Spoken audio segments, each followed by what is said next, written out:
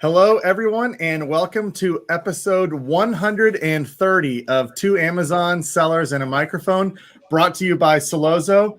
Today, Chris and I are very excited because we're going to continue this seller journey that we've been talking about with Rupesh Sanghavi, and we are so pumped to talk to you about how you went from zero to 140 million. I'm already have way too many questions just thinking about that. So welcome, Rupesh. Thanks for joining us. Thank you, Dustin, for having me. Thanks, Chris. I've been following Solozo and I've been fan of what you guys do. Impressed. Thank you for I never thought I would be here on this stage. Thank you. Thanks for following us. Yeah, thank you for following us. Yeah, but clearly the honor is ours for having you on. We're really, really excited about diving into your story. It's impressive. I think it's inspiring as well. So for anyone who's hasn't heard of you or listened to you, I've seen a lot of your content out there, and it's fantastic. But give us a little background. How did you get into the e-commerce space to begin with? And then let's talk about the journey of where it went from there. Oh, absolutely. I would, yeah. And I feel my journey is as accidental and fascinating. So I'm a chemical engineer, or I used to be a chemical engineer and by education. I used to work in company that would make software for chemical engineers. And then I needed to buy a book for my wife. And while buying book, I sort of stumbled on an opportunity that I could buy a book for like $60, maybe 70 at the most, on eBay, and turn around and sell that book for $1,600 on Amazon. And it was pre-sold. It was not like I had to wait. It was pre-sold. So the moment I listed, the book would be sold. Like that, I think Amazon has taken that opportunity away since then. But so there used to be a pre-sold item list that Amazon used to publish. So that is where I realized that, gosh, there is some serious opportunities here. And since then, of course, I ended up buying books my wife needed at a much better price than she would have paid for college. She would have paid in college bookstore at that time. But since then, I started buying stuff from eBay, selling on other websites. That was like first 6 months. And then we sort of brought in a lot more method to madness. Not that it is madness is completely out of what we do, but we started bringing some methods in and started buying books for the purpose of reselling them. And one thing led to another. We quickly became one of the top 5 booksellers in United States. We started selling outside US, and every time when Amazon used to open new accounts anywhere new Amazon sites anywhere in the world, be it France, Germany, Italy, we were practically first sellers on almost all of those websites. And so we started getting a lot of volume from selling in the outside United States. And then 2014-15, we started selling everything. We started everything in addition to books. So we started approaching, we started signing up with the different brands of like different kinds, be it tools, toys, furniture, electronics, pet products, you name it. So we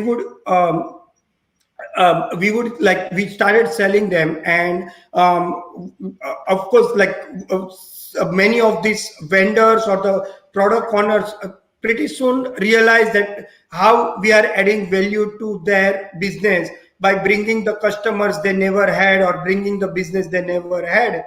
And one thing is we were paying them upfront, so they would never have any credit risk. That was 2015-16, and we still do that.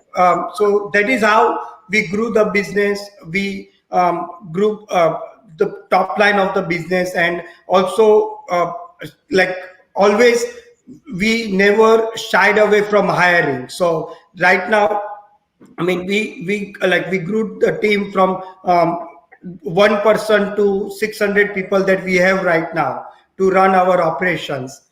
And thanks to them, that like now things are kind of running running as good as I can imagine. Of course, there are every day some challenges, some unexpected opportunities, but all in all, I think operations are, we are selling well, adding value to the brands that we sell. And last 1 year, we started acquisition of the brand. We don't we are nowhere with this big boys aggregator club, but we started very meaningful acquisition, and now we own certain brands. And most of those brands are the former vendors that we used to work with. So now a lot of vendors say that, oh, like you are already 30% of business or 40% of our business, why not just take the brand? And we close the deal, and we have been doing that. We started doing that last 1 year, and the results are quite incredible. We are super excited with the growth and the return, everything that's going on. Is most of this still books that you still sell, or do you do private label, or is it wholesale, branded? What is it? So right now, books is 20% of our business. 2014, 2015 is when we started approaching products from every category, tools, toys, electronics, furniture, pet products, whatever category you name it. And now that is 80% of our business. Books are, so these are existing brands. These are existing brands that you went out to and contacted them, like, hey, we'll sell. Gotcha. Exactly. Okay, I've got so many questions. You made that entire journey sound super easy. Yeah, I was just thinking that sounded way too easy. Yeah. So your initial foray into this was basically flipping products off of eBay onto Amazon. Yes. And then you started getting some wholesale deals to sell products. So was Amazon your main channel at the beginning? And then did you branch out to a lot of marketplaces now? Like, how many marketplaces are you selling on right now? Man, Dustin, you know how to take best out. Perfect. So I love to talk about. So we sell over 90 different marketplaces around the world at the moment. 90. 90. Wow. Oh my. I didn't even know there was that many. Okay. Name a few of those. There is a Trade Me from New Zealand. There is a Lazada from somewhere in the world. There is a Flipkart in India. Yeah. There is a Shoply from Indonesia. And then there are and just for full disclosure, I'm counting 30 of the marketplace that Amazon provides. I think it's 29. So yeah, I'm counting each one of them as a separate selling opportunity. So yeah. Is there one marketplace that is kind of like the hidden gem that is getting a lot of sales but not a lot of like public traction? Is there a certain marketplace out there that's growing like crazy? At one point, we had before COVID, and there is a story of before and after COVID. So before COVID, like now everything else has to have a COVID angle to it. So before that, we had some hidden gems. There was a marketplace out of Middle East that Amazon purchased. I'm sorry, I'm not able to recall the name, but that was doing very well for us. And Middle East has lots of money and quite a purchasing power. So that used to do quite a bit for us. Post-pandemic and post-Amazon acquisition, it just went down to almost practically quite low or zero, so to speak. So yes, and in general, like dealing with so many marketplaces, I would say that like every marketplace kind of goes through journey, so to speak. Like they have some fund, they spend a lot of money on the advertisement. So you see uptick in volume, and eventually either it continues that way or it may not. But I mean, for us, every marketplace is an additional opportunity that we can take advantage of. You are leaving no stone unturned, it seems.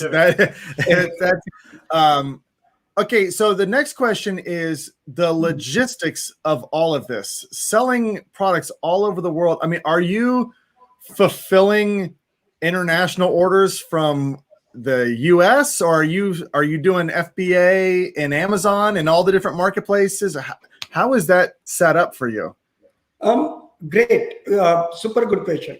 So what, like most, like 90% plus products from us are shipped from United States within United States. So we have signed, number one, thanks to my software team, we have an incredible technology that makes listing across multiple platforms sound super easy. It's almost like we don't have to, other than maybe spend few days like from the software team to learn the API and format and all that, like everything else flows from that.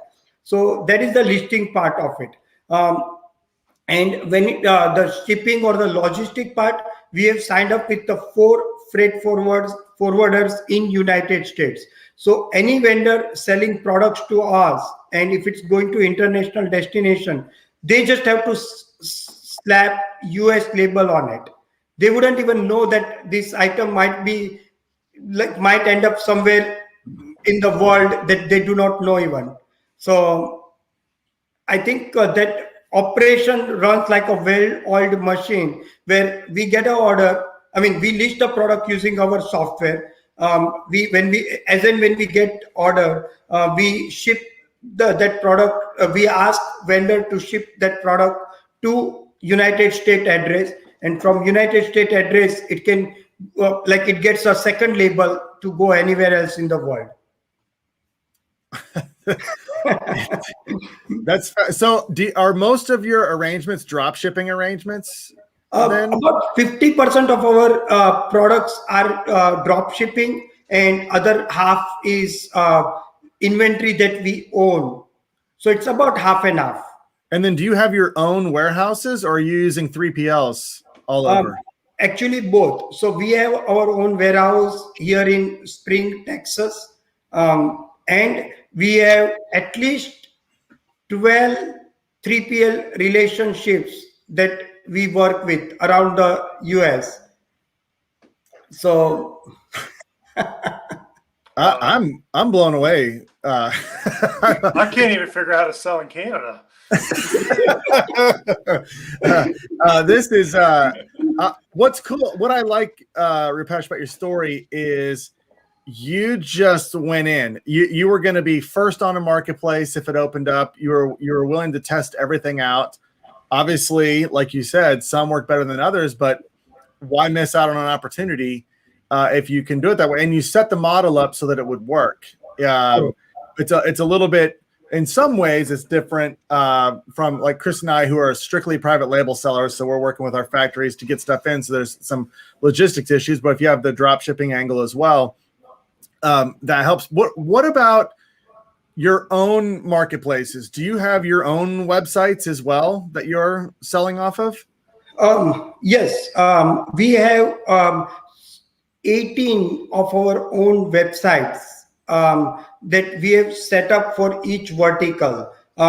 For example, carcart. I don't mind, like you don't mind me stating, but say carcart.com is for car accessories. There is a website called petocart.com for pet products. There is a website zabiba.com for beauty and fashion.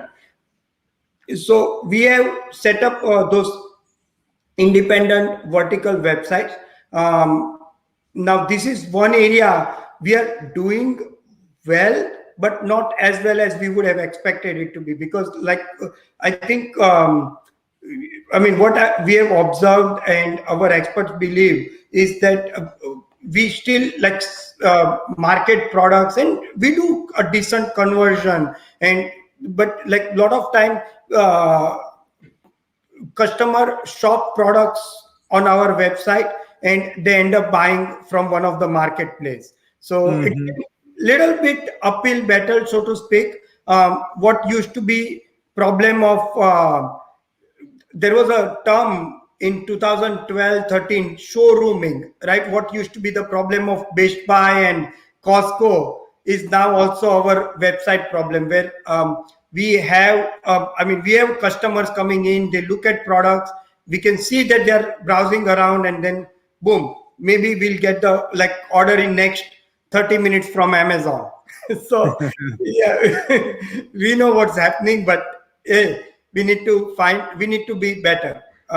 This is one area I take that as a area of our improvements, that we need to get better with it. I think that's a whole interesting topic in and of itself, is like what you talked about. I mean, we see that on our end is, I mean, Amazon is just the huge majority of our business. And in your customers that want to buy your product, they're Prime members. They want free shipping. You know, like we were talking about this on another podcast. Unless your offer on the website is like significantly better than what they can get on Amazon, there's no way they're going to go with your there. So I think that's would be an interesting strategy topic later on what that looks like. But but you have that in place. That's the thing, is you have that set. Who knows? You never know what's going to happen in the future. Something might happen with Amazon. Something might happen with Amazon or the other marketplaces, and people still need to buy those products. Yeah, I certainly hope. I think like Amazon is in such a position that even if they charge user to shop on their website, people will pay for it. I think you're right. I mean, they kind of do with the Prime membership, but it's cancels itself out pretty quickly in shipping fees once you order a few things. So number of SKUs. How many products are we talking about here that you're selling? So our master SKU list, okay, we have two SKU lists. One is books and non-books. Books, we are talking about over 5 million books. And wow. Now not everything goes everywhere, but yes, we have a database of 5 million SKUs depending on what is available, either with us in stock or through our common or exclusive partnership. So, and like, see, not everything can be listed everywhere. There are a lot of country laws and there are a lot of restrictions that we have to follow. And most of the websites are not set up for books. So like only when it is only when it makes sense we list books. But fortunately Amazon is strong in book selling, not only in US, around the world. So they provide a great platform. Non-books items, so anything other than that, we have probably 1.5 million or so SKU list. And half of them are active, like half of them are with the inventory at any given point of time. So I'd imagine amazing. I would imagine your Amazon account has been suspended once or twice. I would imagine so, with that many volume of SKUs. Correct. So I think the good part is that most of these SKUs are what I call matured SKUs. So before, like last 2 years, we have been very diligent about what we add to our account. So these are kind of like, we know that there are no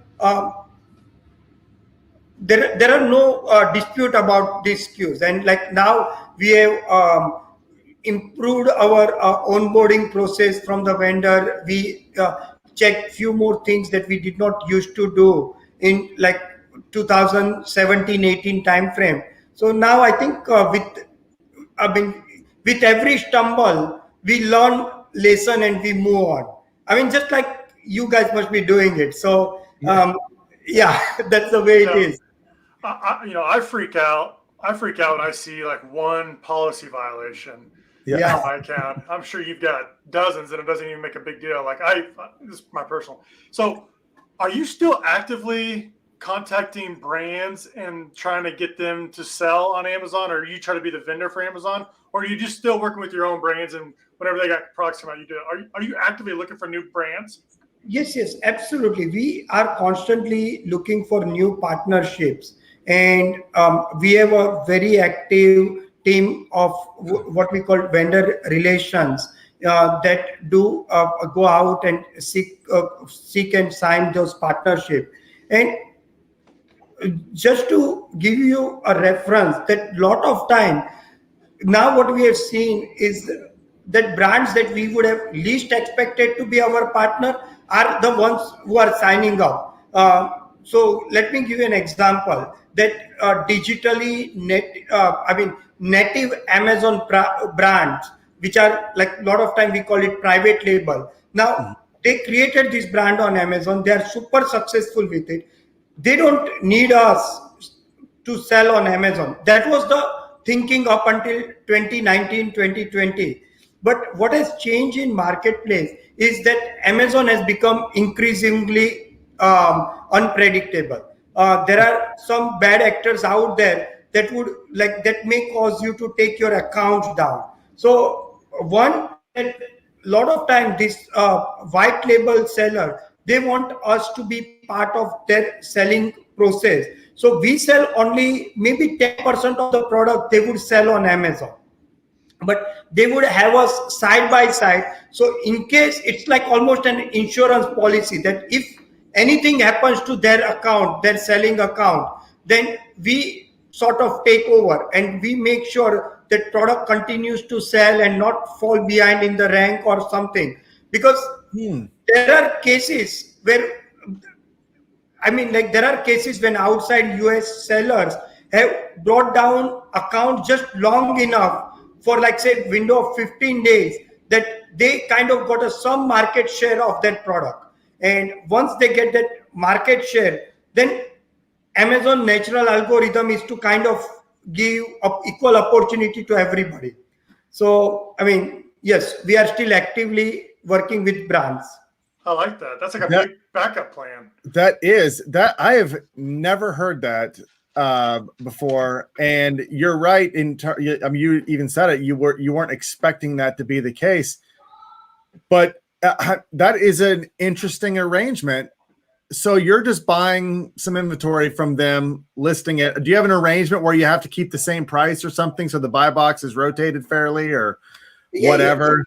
So typically we either we keep our inventory active. So there have been 2 or 3 types of arrangement I've seen. So like most part of the month, like 28 or 29 days out of month, we'll keep our inventory unavailable, active, or at very high price, and so that the original brand owner continues to sell at their sell-through rate. At the end of the month, if we have not met our target of whatever 8 or 10% of the total sell, then just that balance flips, and we get a buy box. We adjust the price and we get a buy box, we sell it out, and boom, next 30 days we don't get any sales.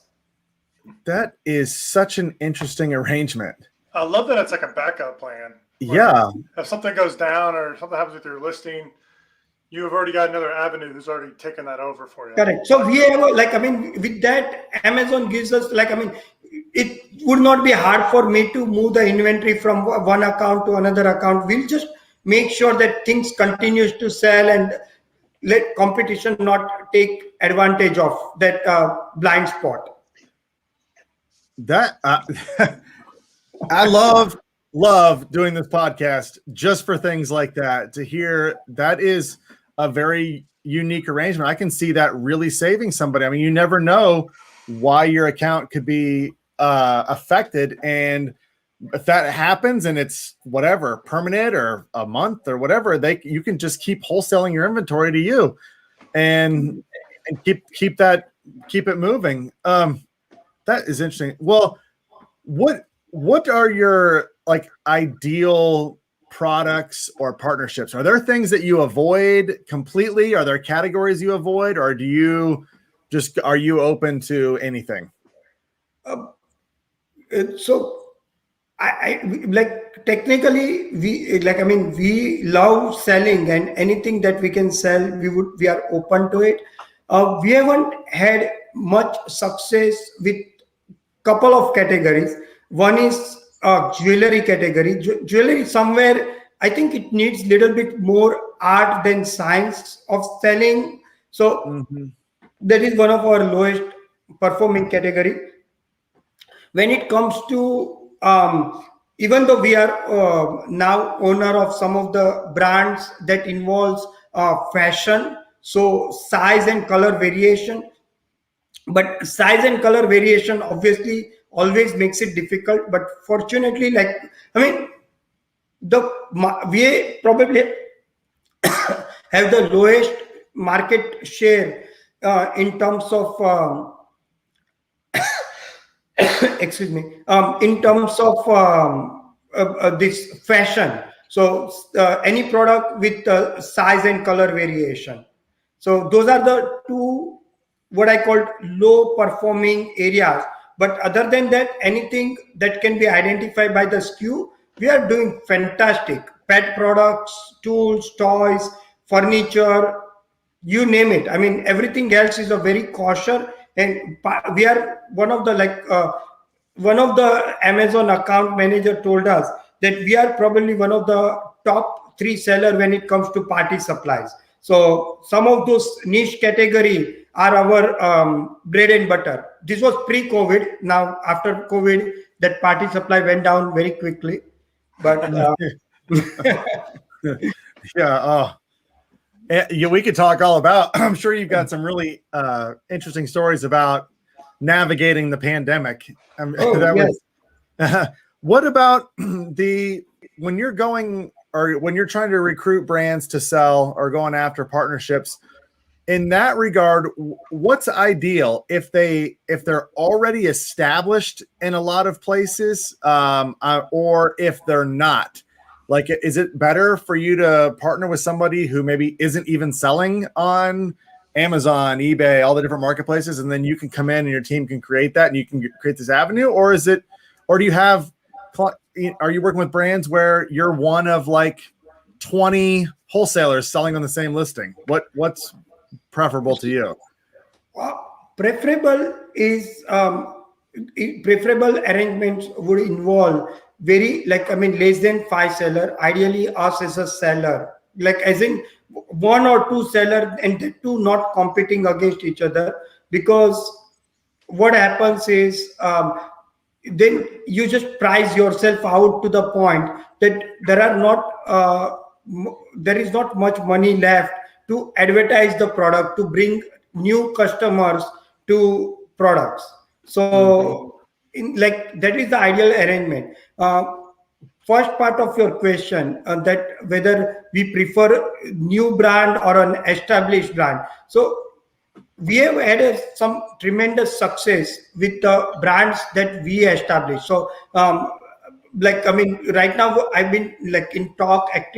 We have been in active talk with one of the brands out of Europe, and they are super successful. There were 40,000 SKUs just in the category of this home hardware, like knobs and all kinds of like door knobs and stuff like that. So they are not established, but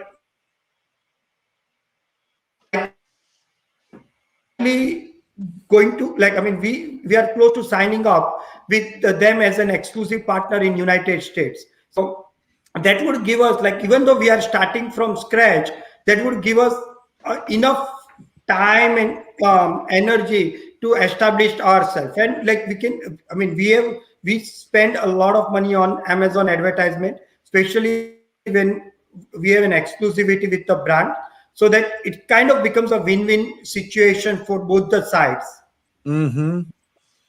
Absolutely. I mean, that was my guess. That would be the best arrangement possible for you. Which this brings up a whole other question. Sure.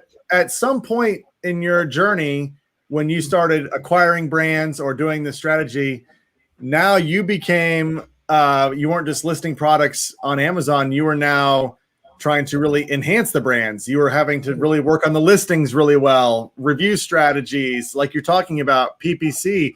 So at that point, is that a large segment of your team that's focused on that aspect?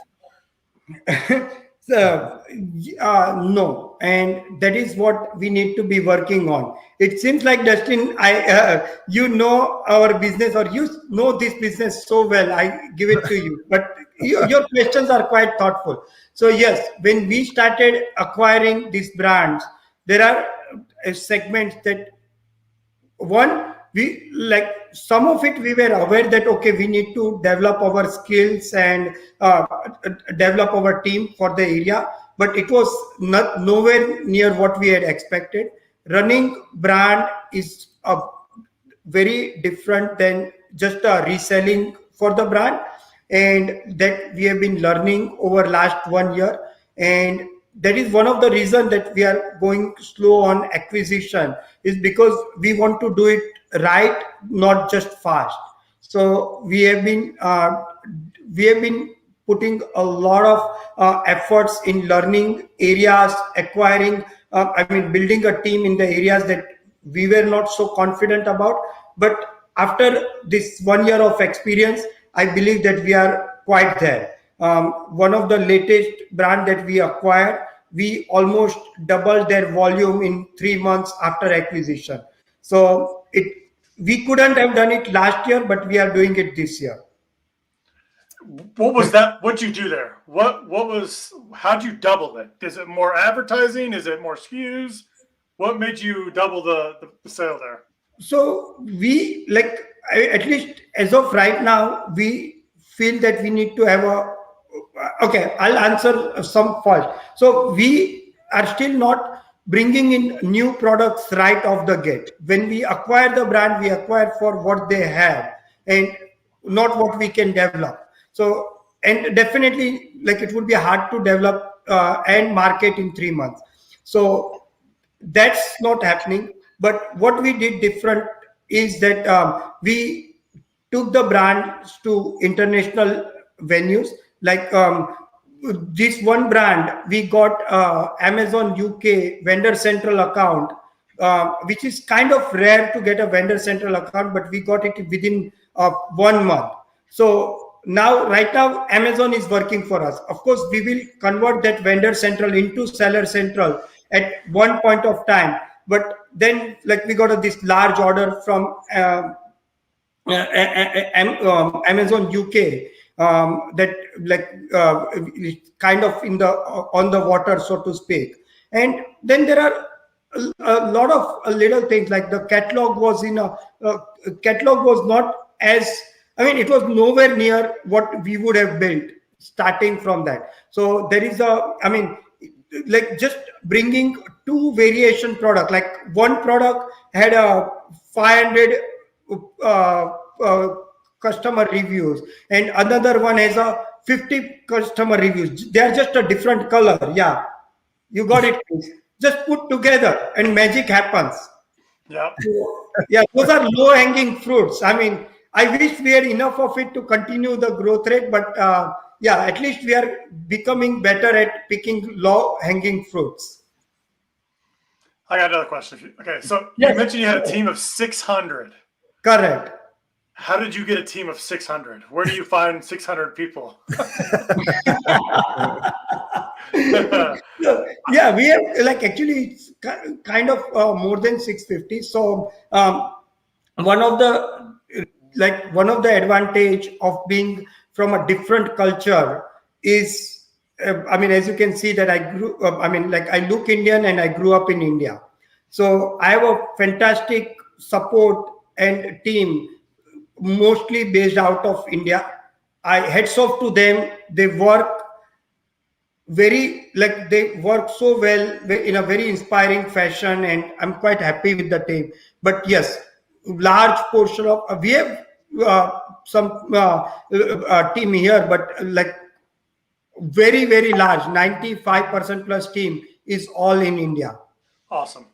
Love it. And yeah, that kind of keeps us competitive as well. And like we have almost 24/7 operations on anything that we do. So hats off to those guys. They support this operation well. I mean, based on the feedback on Glassdoor and everything, I think they also get an international exposure and experience right from their hometown. So it's a kind of a mutual win relations for us and our team, and it's working well for us. That's awesome. That is a really cool story. I mean, I could talk forever. I'm so fascinated by this journey that you've been on. What's next? Are you guys constantly looking for emerging marketplaces? I mean, is a part of your team devoted to that, to find new avenues and new places to actually sell? So right now, I believe that like if I have to put like, so adding new marketplace is almost like an autopilot. Once we know that marketplace, there are some marketplace that have signed up even 3 months, 6 months before they even launch. So I mean, it's just like to give you an example that we are still a seller on Sears.com. I don't know how many people know that there is a US marketplace on Sears. Okay, so we are one of the top seller on that.